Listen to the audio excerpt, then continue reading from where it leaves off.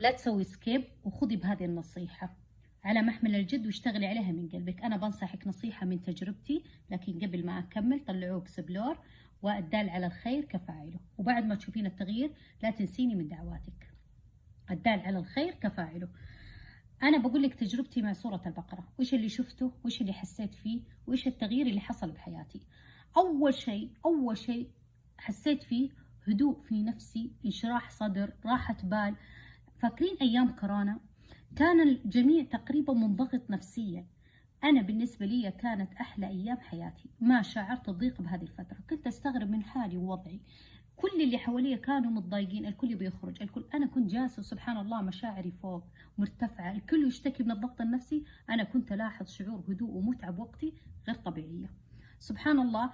هذا أول شيء. ثاني شيء شعرت فيه التسخير بكل أمور حياتي. أبغى شيء ألقى من يخدمني، يتقفل باب ألقى باب ثاني مفتوح. أبسط الأمور أروح سوق ألقى كل أغراضي بدون ضياع وقت وجهد. أكبر الأمور يتعسر أمر والله العظيم ألقى شخص يخدمني في اللي أحتاجه ويساعدني كأن الأمر له. بعد يعني سبحان الله بركتها عجيبة عجيبة. ثالث شيء حسيت فيه بركة بيومي عجيبة. أحيانا كان يقضي علي يومي نص الأشغال ما خلصتها، أموري متراكمة، أحس إنه أحتاج فوق 24 ساعة 24. بعد ما قرأتها اختلف علي الوضع. بركة حسيتها في وقتي، في مالي، في تدبيري للمال، في أعمالي كلها أنجزها ويبقى وقت لنفسي. أطفالي والله العظيم أخلص مهامهم وأنتهي على أكمل وجه، ومع كذا في وقت. بركة في وقتي عجيبة عجيبة. رابع شيء حسيت فيه زادتني قرب وتقرب من الله. الأفكار السلبية حرفيا اختفت. دائما متفائلة واطمئنان وراحة وإيجابية عالية أشعر فيها ويشعر فيها كل شخص حولي. الإيجابية هذه أحسها سبحان الله يعني واضحة جدا فيها، واللي حولي حاسين فيها. خامس شيء أعطتني قوة في شخصيتي ومشاعري مرتفعة، زادتني ثقة وقوة، وصرت أحسب بحجم الأمور، ما أعطي الأمور أكبر من حجمها، مستعينة بقوة الله وأشوف تسخير الله من وراء قوة كل شخص. سبحان الله كأني استغنيت بالله عن الجميع. 6.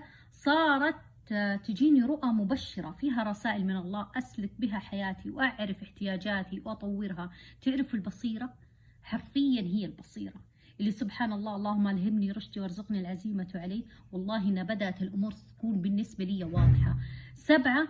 زادت عندي الفراسة. يعني أنا كانت فيني فراسة من كنت صغيرة، لكن مع سورة البقرة زادت. أصبحت سبحان الله انكشفت لي كل الوجوه. صرت أقرأ أحداث المواقف، أفهم الناس، أعلم بطريقة تفكيرهم وأشعر بنواياهم. انكشفوا لي لدرجة التنبؤ للأمور قبل حدوثها.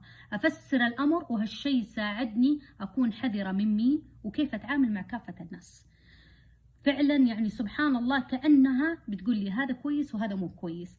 8. أهدافي صارت تتحرك. أنا أول كنت أجاهد وأتعب وأخطط، ويا الله بالعافية أوصل يمكن نص الهدف، لكن سبحان الله أعطتني بركة ووقت وتخطيط، وكأنها الإضاءة أو النور اللي نور طريقي وأعرف كيف، وصارت تتحرك الأهداف بشكل مبارك.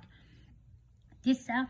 كل ما أقرأها وكأني أقرأها أول مرة، والله العظيم يا بناتي كأني أقرأها أول مرة، فيها رسائل على كل أمر به أو حيرة في أمر ما.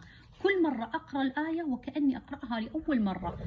10. صار عندي إدراك تام بالمفاتيح الربانية اللي ربي وهبنا وأنعم علينا فيها لتكون أسلوب حياة، وهي الأذكار. سبحان الله بدأت تتفتح لي وصرت مدركة كل ذكر وأثره على حياتي، وصرت أتمسك فيها وأقولها ويبقى وقت.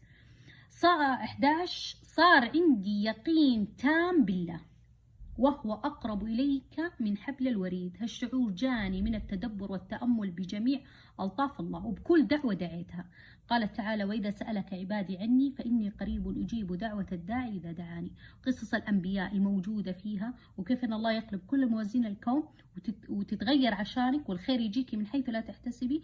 هذه كلها زادت عندي يقين وقوة بارتباطي بالله. كل هالأمور حصلت معي وكانت نيتي من البداية. أنا بقول لكم كيف من البداية كيف بدأتها. أول شيء أنا ما كان عندي حاجة محددة، كانت نيتي من البداية ليست بشروط، أبغى البركة وأبغى رضا الله وأبغى التقرب إلى الله. أول شيء جاني سبحان الله الوظيفة، رزقني الله، ما حطيت شروط، أنا كنت فقط أبغى بركة. جاتني وظيفة، توسع رزقي، هذه الأمور اللي قلتها لكم ال 11 شيء.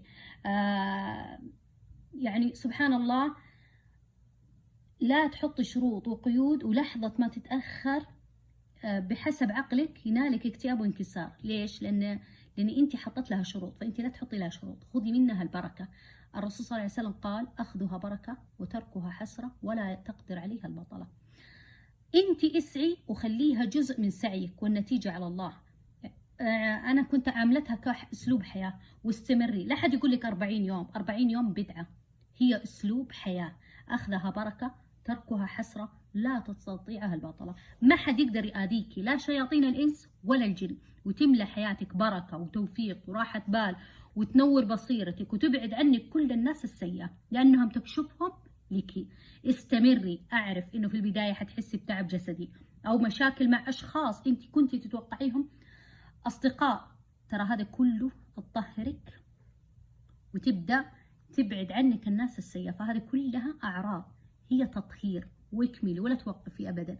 أما بالنسبة للوقت أنا أقولها لك، لك حرية الاختيار، تقدر تقسميها على الصلوات وهذه سهلة، أو بجلسة، لك حرية الاختيار. أنا بالنسبة لي أفضل إنها في جلسة واحدة. في البداية كانت تاخذ مني ساعتين، وكنت أقول يا ربي أنا معقولة كل يوم بقعد ساعتين عليها؟ لكن ما استسلمت. مع الاستمرار صارت تاخذ مني وقت أقل، الآن إلى نصف ساعة. اقرأي بتركيز واستبشري بحياة مزهرة. والله يا بنات إنه سورة البقرة فظيعة فظيعة فظيعة. أمورك كلها بركة، مالك يتبارك، بيتك يتبارك، وضعك يتبارك، صحتك تتبارك، رزق موقف يجيكي، بركة بركة بركة. فوق هذا كله ربي يحميكي من أذى شياطين الإنس والجن، ما حد يقدر عليكي لأنها لا تستطيعها البطلة.